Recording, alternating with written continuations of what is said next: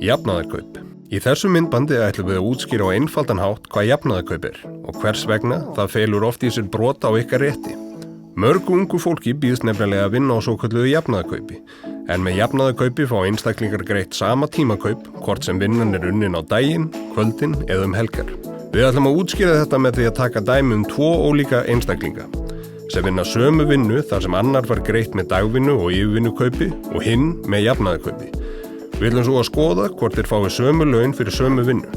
Kíkjum á málið. Í fyrstu skulum við gera ráð fyrir að báðir einstaklingarnir vinni sama vinnutíma í hverri viku, 6 klukkustundir í dagvinnu og 6 klukkustundir í yfirvinnu. Einstaklingur 1 fær greitt 1700 krónur á hverja klukkustund í dagvinnu og í yfirvinnu 3060 krónur á klukkustund, sem samtals 28.560 krónur fyrir vinnuvikuna.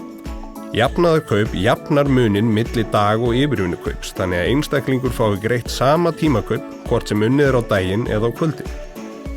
Miðað við þessar forsendur ætti jafnaðarkaupi sem einstaklingur 2 fær að vera 2.380 krónur á klukkustund fyrir bæði dagvinnu og yfirvinnu og endar hann því með sömu upphæð í lokin, 28.560 krónur fyrir vikuna. En staðreyndin sú að ungt fólk og námsmenn vinna fáa dagvinnutíma að jafnaði. Sú vinna sem mögulegt að fá kvöld- og helgarvinna sem í þessu dæmi á að greiða með yfirvinnukaupi. Við skulum því aðeins breyta dæminu og gera ráð fyrir að einstaklingarnir vinni eingöngu á kvöldinu helgar, alls 12 klukkustundir á viku.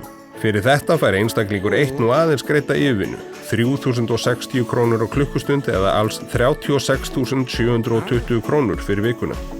Einstaklingur 2 fær hins vegar greitt jafnaðarkaup, 2.380 krónur á klukkustund sem gerir 28.560 krónur fyrir vikuna og munar þannig 8.160 krónum eða 35.357 krónum yfir mánuðin. Líkt og við sjáum þá borgar jafnaðarkaup sig sjaldnast og sérstaklega ekki ef vinnan kvöld eða helgar.